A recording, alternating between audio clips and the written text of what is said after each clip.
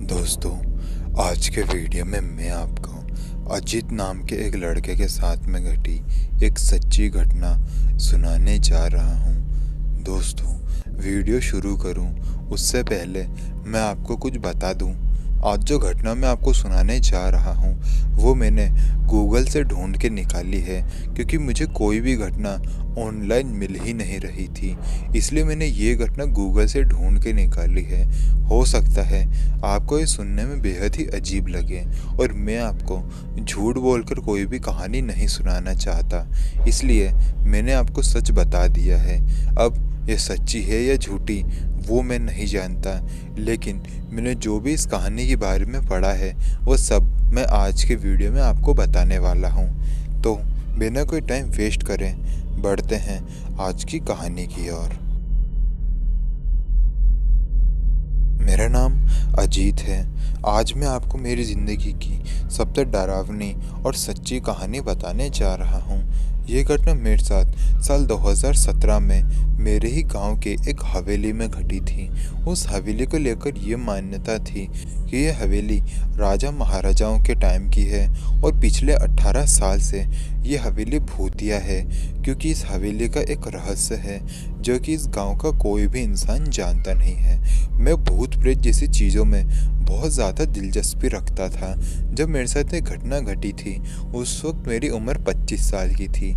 मैं उस हवेली के बारे में बहुत ज़्यादा जानना चाहता था, तो मैंने एक दिन डिसाइड किया कि सब लोग अगर कहते हैं कि इस हवेली में भूत प्रेत रहते हैं तो एक रात मैं इसमें जाके स्टे करूँगा और ये देखूँगा कि सच में भूत प्रेत रहते भी हैं या नहीं। तो एक बार अपने परिवार को बताए बिना अपना बैग पैक किया और उस हवेली में रहने के लिए चला गया। जब मैं हवेली के थोड़ा करीब में पहुंचा तो वहां पर एक आदमी था जो कि बाहर खड़ा हुआ था। शाम का वक्त था, रात होने ही वाली थी। उस आदमी ने मुझे रोका। वो मेरे पास आया और उसने मुझे कहा, आप कौन हैं और कहाँ जा रहे हैं? मैंने भी सामने से उससे सवाल पूछा। तुम कौन हो और इस हवेली के बाहर क्या कर रहे हो? उसने कहा उसका नाम अर्जुन है और वो इस हवेली की रक्षा करता है।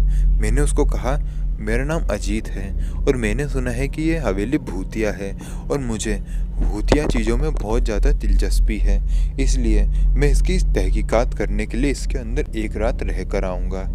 अर्जुन ने मुझे कहा कि आपने एकदम सही सुना है, यह हवेली सच में भूतिया ही है। मैंने जैसे ही ये बात सुनी तो मैं बहुत ज़्यादा खुश हुआ, क्योंकि मुझे एक ऐसी ही हवेली की तलाश थी जिसमें मुझे भूत प्रेत दिख सके। अभी तक तो बस मैं गांव वालों की ही बातें सुनते आया था कि ये हवेली भूतिया है, लेकिन अब इसके सिक्योरिटी गार्ड ने भी कह दिया था कि ये भूतिया है तो मुझे यकीन हो गया था, इसलिए मैं बहुत ज़्यादा खुश हो गया था। मैंने अर्जुन को कहा कि तुम बिल्कुल भी टेंशन मत लेना, मैं जिंदा बाहर आऊँगा। आप सोच रहे होंगे कि मैं ऐसा क्यों कह रहा हूँ, क्योंकि उस सिक्योरिटी गार्ड ने मुझे ये कहा था कि आप अंदर मत जाइए, क्योंकि जो भी आज तक अंदर गया वो ज़िंदा बाहर नहीं आया। लेकिन मैं अंदर ज़रूर जाना चाहता था और रोकी मैं अंदर गया भी।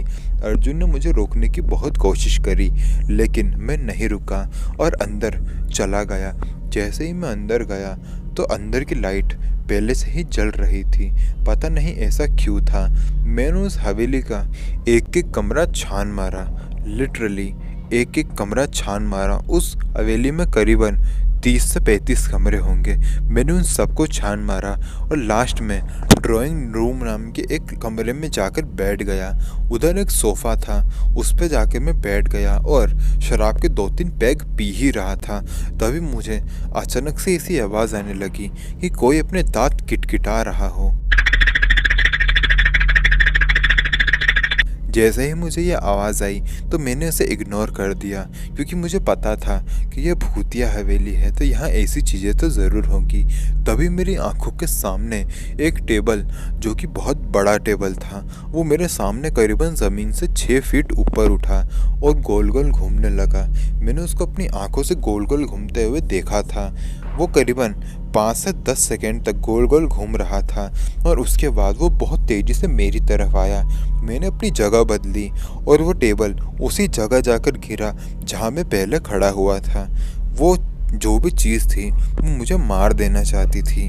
अगर वो टेबल गलती से भी मुझे लग जाता तो मैं उसी वक्त ऑन द स्पॉट मर जाता, क्योंकि वो टेबल बहुत ही बड़ा था और बहुत ही भारी भी था और बहुत फोर्स से वो मेरी तरफ आया था। मैं अपने इस सदमे से बाहर आ ही नहीं पा रहा था।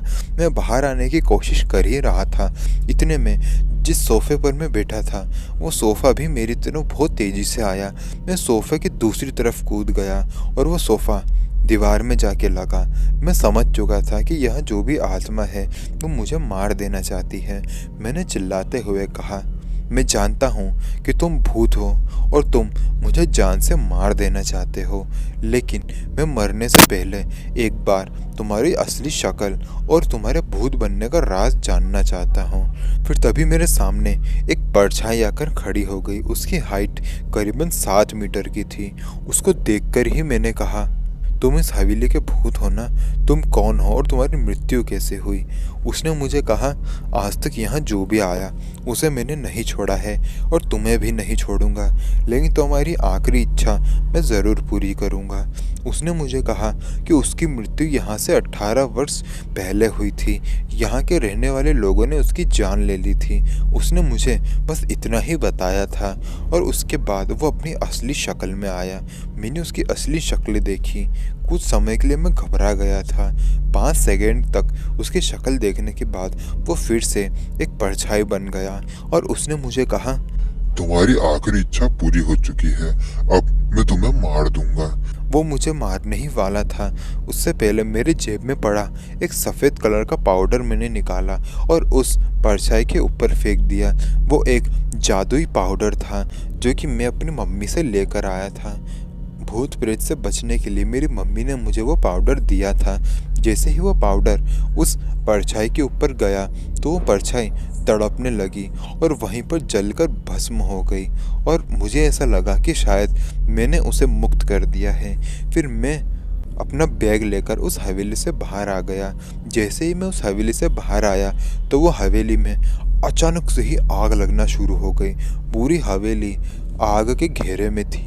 मैं और अर्जुन उस हवेली से बहुत दूर आ गए थे। अर्जुन को यकीन नहीं हो रहा था कि मैं उसके आंखों के सामने जिंदा खड़ा हूँ, क्योंकि उसके हिसाब से अभी तक तो उस आत्मा ने मुझे मार ही दिया होता। उसे यही लग रहा था। मैंने उसे सारी घटना बताई। ये घटना होते होते और उस हवेली में आग लगते लगते सुबह तो हो ही गई थी। सुबह तक वो पूरी हवेली ख़त्म हो चुकी थी। रात की पूरी घटना मैंने अर्जुन को बताई और उसने भी मेरी बात पर यकीन किया और ये घटना एकदम रियल थी जो कि मेरे साथ में घटी। तो दोस्तों, आशा करूँगा कि आपको वीडियो पसंद आई होगी। वीडियो पसंद आई तो वीडियो को लाइक करें और कमेंट करके बताएं कि अगली वीडियो आपको किस टॉपिक पे चाहिए। अगर आपके साथ भी कोई सच्ची घटना घटी हो तो वो आप मुझे मेरे इंस्टाग्राम पर भेज सकते हैं, जिसका लिंक मैं आपको दे दूँगा नीचे डिस्क्रिप्शन बॉक्स में। तो मिलते हैं अगले वीडियो में। तब तक के लिए जय हिंद, जय भारत।